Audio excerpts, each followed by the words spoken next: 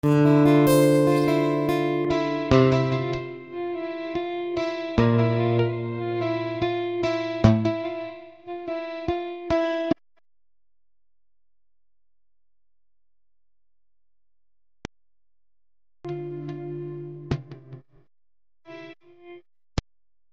Hello friend, good morning. তো দেখো সকাল সকাল আবার চলে আসলাম অনেকদিন পর নতুন একটা ব্লগ নিয়ে, নতুন একটা দিনের সঙ্গে। দেখো ছাদে কত ফুল ফুটেছে, কত ফুল। তো ফুলগুলো তো তুলে আমি রেখে দিয়েছি, তারপর সোজা চলে এসেছি ব্রেকফাস্টে।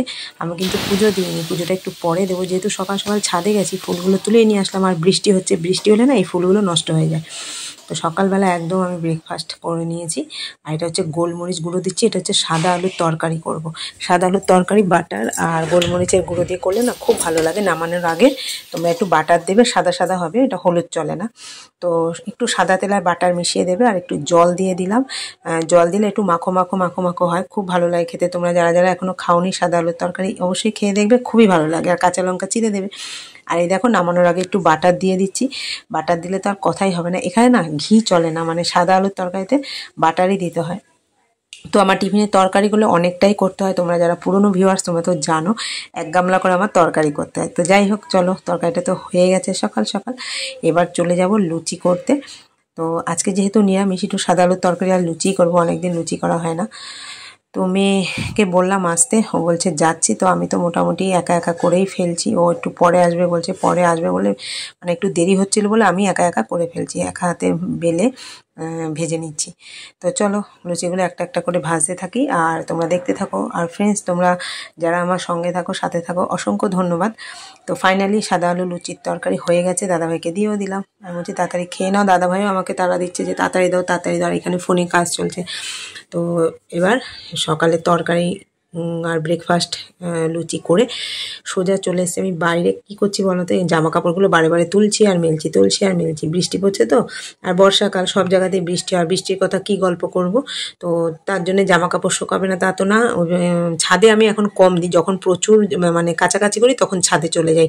আর অল্প কাছাকাছি হলে, যে আমার ঘরের সামনে দড়ি টাঙানো আছে, তো এগুলোতে আমি মেলে দিই কম বেশি করে উল্টে পাল্টে। পরে যখন জলটা মোটামুটি শুকিয়ে যায়, তারপরে ঘরের ফ্যানের নিচে মেলে দিই রাত্রিরে শোয়ার আগে। তো যাই হোক, তো তোমরা এইভাবে আমার সাথে আছো, পাশে আছো, এইভাবেই থেকো। আমি যতদূর পারি সবার ব্লগ দেখি, মানে সবার বলবো না, তো টাইম পাই না। ওই যে বলি না, মানে এখন আর শরীরে দেয় না, মানে ব্লগ দেখবো যে সেই এনার্জিটুকুও থাকে না। কাজ করতে করতে সারাদিন আমার চলে যায়, আর এত হাওয়া দিচ্ছে, এত হাওয়া দিচ্ছে। আর এই যে ঘরের সামনে দেখতে পাচ্ছ, এই জায়গাটা না আমাদের আগে সুপারি গাছ ছিল। যারা পুরনো ভিউয়ার্স তারা তো জানো, এখানে সুপারি গাছ ছিল। সুপারি গাছটা কেটে গাছের গোড়াটা ছিল, ওগুলো তুলে একদম শান করে দিয়েছে। কিন্তু শানটা করেছে একটু গর্ত গর্ত ছিল, তো জল জমে বলে আমি মাঝে মধ্যে ঝাঁটা দিয়ে ঝাড় দিয়ে দিই। এই যে দেখো আলুগুলো ভেজে নিলাম, আর এই মশলাগুলো করে রাখছি। মশলাগুলো করলে না অনেকটাই সুবিধা হয়, যে রসুনের পেস্ট, আদার পেস্ট আর পেঁয়াজের পেস্ট। আজকে করে নেব অনেক দিন পর মাটন। দাদাভাই অল্প করে মটনই নিয়ে এসছে, আমাদের সারা তো মটন খাওয়া হয় না, তো বললো অনেকদিন খাওয়া হয় না, তো অল্প করেই নিয়ে এসছে। তো চলো, মশলাগুলো তো পেস্ট হয়েই গেল।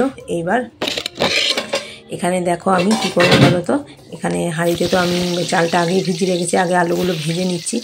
আলুগুলো একটু হালকা করে নুন দিয়ে ভেজে নিলাম। তো ভাজার পরে আমি তুলে নেব, সবাই যেটা করে আমিও সেটাই করি। রান্নার আর কি গল্প করব তোমাদের সাথে, তাই না? তো চলো, এখানে হাঁড়িতে যে বললাম না চালটা ভিজিয়ে রেখেছিলাম, ওইদিকে আলু ভাজা হচ্ছে, আর এদিকে হাঁড়িতে যে চালটা ভিজিয়ে রেখেছি ওটা ধুয়ে একবারে এপাশে বসিয়ে দেবো। তো মাংস আর ভাতটা একবারেই হয়ে যাবে। তো অনেকটাই বেলা হয়ে গেছিলো রান্না করতে করতে। তো এখানে হাঁড়িতে দেখো আমি জলটা দিয়েও দিলাম, আর এদিকে তো আলু ভাজা হচ্ছে, আর এদিকে মাটনটা কষানো হচ্ছে। তারপরে সোজা চলে যাবে এটা প্রেশার কুকারে। প্রেশার কুকারে গেলে না তাড়াতাড়ি হয়। আর এদিকে ভাতটা হয়ে গেছে, ভাতটা গেলে নেব। আর আমি এদিকে না খুব হুটোপাটা করছি, অনেকটাই বেলা হয়ে গেছে, প্রায় 2টোর কাছাকাছি বেজে গেছিলো আজকে রান্না করতে করতে। অন্য সব কাজ করছিলাম তো, আর সব কাজ তো আর তোমাদের সঙ্গে শেয়ার করা হয় না, ক্যামেরাও অন করা হয় না, শরীরে আর দেয় না। তো যতটুকু পারি অল্প অল্প করে শ্যুট করে রেখে তোমাদের সাথে একসাথে একটা ব্লগ বানিয়ে শেয়ার করি। তো এদিকে মোটামুটি হয়ে গেছে, এখন এটা সোজা চলে যাবে প্রেশার কুকারে। প্রেশার কুকারে আমি কি করি বলতো, একটা দুটো সিটি দিয়ে কমিয়ে রাখি, তাতে সেদ্ধটা ভালো হয়।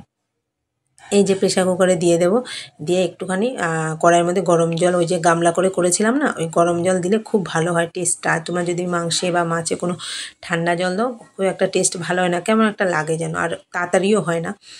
তো যতটা পারবে গরম জল দেওয়ার চেষ্টা করবে ভালো যে কোনো রান্নাতে। আর এই যে এখানে দেখো আমি বসিয়ে দেব গ্যাসে। গ্যাসে 2-3টি সিটির পরে আমি একদম কমিয়ে দেব। তো বাকি কাজগুলো এটা হতে হতে বাকি কাজগুলো আমি সেরে নিচ্ছি। তো আজকের ব্লগটা যদি ভালো লেগে থাকে অবশ্যই লাইক, শেয়ার, কমেন্ট করো আর সাবস্ক্রাইব করো। ও ফাইনালি আমার রান্না হয়েও গেছে আর গ্যাস ট্যাস একটু মুছে নিচ্ছি। অনেকদিন তোমাদের সাথে মানে এই যে রান্নার পরে যে গ্যাস মোছা, রান্নাঘর মোছা অনেকদিনই শেয়ার করা হয় না। ওই যে বললাম টুকটুক টুকটুক করে আমি ব্লগ ইয়ে করে রাখি, শ্যুট করে রাখি, তারপরে একসাথে আমি এটা ইয়ে করি, মানে এডিট করে ছাড়া হয়। তো যাই হোক, চলো কথা বলতে বলতে এদিকে গ্যাসও মোছা হয়ে গেছে আর এদিকে ওই যে রান্নাঘরে যে দেওয়াল যতদূর হাত যায় মুছে রাখি। আর যখন একবারে পরিষ্কার করি তখন স্ল্যাবের উপর উঠে পরিষ্কার করতে হয়। আর বেসিনটাও আমি একটুখানি ধুয়ে নিই। বেসিন আমি দিনের মধ্যে অনেকবার ধুই, অনেকবার। মানে সবটা তোমাদের সাথে তো দেখানো হয় সম্ভব নয়।